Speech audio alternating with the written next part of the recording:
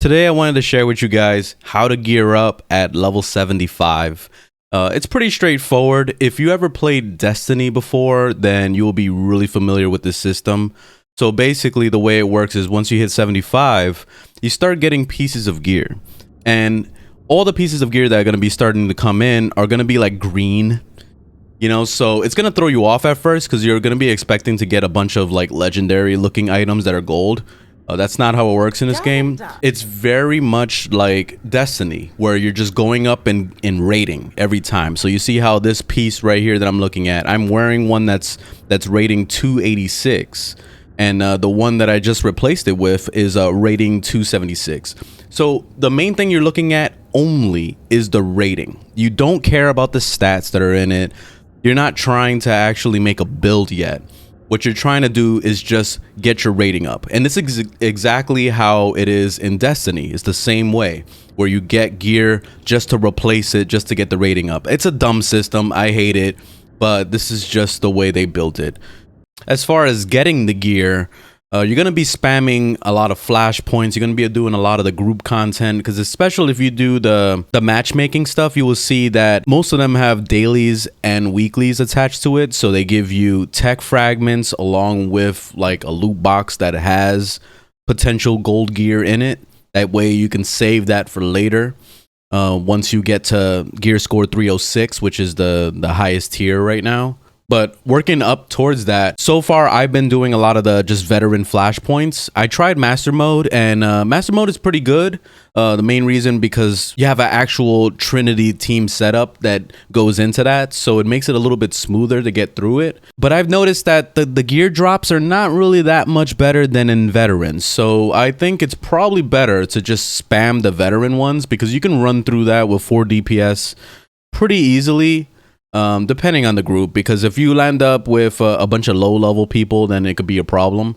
So that's why I see a lot of people declining the matchmaking, because they're looking for a full group of 75s, or at least people that are a little bit higher than 40 or 50, you know what I mean? But if you want to be safe, then what you could do is just wait till a healer or at least a tank pops up in a group.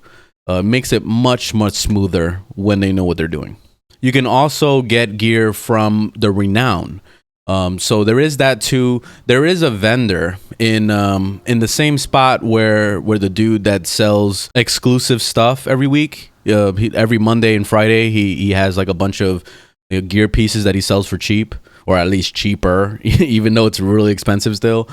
In that, there's a bunch of vendors you should visit that have mounts and all sorts of stuff that you can use for tech fragments. And there is a Renown boost lady, so you can get 100% Renown boost, and it's pretty affordable. It's only like almost 200 tech fragments, along with like $50,000 or something. So it's really affordable, and it gives you so much XP at the end of doing all these flashpoints. Because especially if you're going to be spamming these flashpoints, it's definitely recommended you get the most XP. That way, every time you level up in Renown, you're also opening the loot boxes that you get from your levels, and then you can see if there's any gear rating upgrades in that as well, on top of the boss drops that you get. So it makes everything a lot smoother. But if you're not confident in doing any of these flashpoints or any of this group content, you could just do regular stuff, but it's going to be much slower because you're going to be relying on the Renown system. All these things in your inventory that you get, you can turn into tech frags, and I do it usually like this. You can go to dismantle or deconstruct, and you just dismantle every single piece. Like, it doesn't matter what it is. I just dismantle it all. Boom, get rid of all this stuff, and it turns into tech frags. And then you can store that for the vendors, so when you want to get the actual shells of, armor. So there goes some tech frags. You get a bunch of other stuff too. But anyways, when you start looking at all this stuff, you'll get a bunch of mods along with actual pieces of armor. It's up to you how you want to do this, because if you already have pieces of armor that have mod slots, you could just slap in the mods that you find. So you can do that by just opening up your inventory. Let's say my weapon is the only thing that's moddable on me. You can just look at the mods and see which ones can be replaced. So a nice way of kind of filtering through this is that you can click on it, and then you can look at the two that are here. So basically what I'm looking at is This one is rating 286. A lot of times you'll see an arrow going up, so sometimes it's right and other times it isn't, depending on what it is. When I notice when it's an actual armor piece, it could say rating up just because certain stats are up, but it doesn't necessarily mean that this is a better piece, because you just got to look at the rating. You see how both of these are rating 286, but the other one has a up because, you know, the mastery is a little bit higher or whatever. It's up to you if you want to replace it, but typically I don't care about slapping on a new piece unless the rating is higher than the previous one. So you can do this with the modding as well. So if you have full armor pieces that armor sets that are moddable, you can just slap in the mods instead of having to replace the piece itself. So then you can go in, okay, 286, boom, slap that in.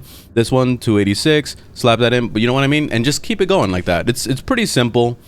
It's really annoying, but this is, again, just the way it is. You're also going to be randomly getting tacticals that you can equip. I definitely recommend you get a tactical as soon as possible. This should be one of the first things you pick up because it's so good. For example, I got this Storm Sucker or whatever. I guess it's just called Sucker.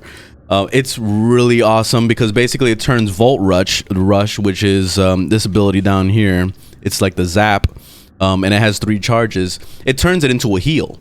So basically you're attacking and healing at the same time. And there's a lot of these abilities that you, like extra abilities pretty much, that you get out of your current setup because of these tacticals. So I definitely recommend you run up and get one of these.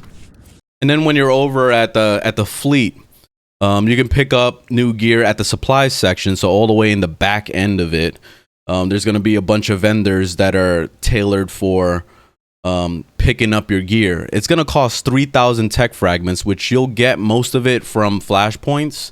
And this is probably the best way for you to gear up.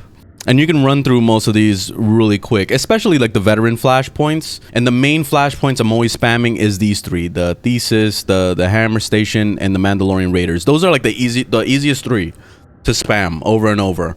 Hammer Station is probably one of the easiest ones because it's one of the first dungeons that you get in the game, and it's pretty tank and spank. You just run through the whole thing. So there's not much tactics you need to worry about in these 3 dungeons, and that's why it's worth spamming. The other ones can be kind of debatable. I hear good things about Red Reaper. I hear really good things about this one because you can also solo that eventually once you get your gear together. If you have a stealth class, you can just like sneak past everything and kill the bosses and stuff. So I hear really good things about that. I'm gonna do that eventually, but my sorcerer just isn't ready for it. I tried soloing some missions with my companion, of course, and it's been rough. So honestly, you're better off just spamming them, joining teams, just quick match. If you can land up, you know, finding a nice setup with at least a tank or a healer. You know, you don't need both necessarily, but if you can find one on the team, it makes it much smoother. So I definitely recommend that. If you see a full group of 75s, then I think it's worth it just to go in because you're most likely going to be matched up with people that know how to play their characters, you know? So it's usually pretty tank and spank. You just run through mobs and stuff. And if you're confident in your ability to be able to like self-sustain yourself as far as healing and all that, then you know, you could probably carry the group, you know. Anyways, this is just a quick overview on this whole thing. Hope this was helpful. Leave a thumbs up if you liked the video, thumbs down if you didn't, and I will see you guys on the next one. All right, later guys.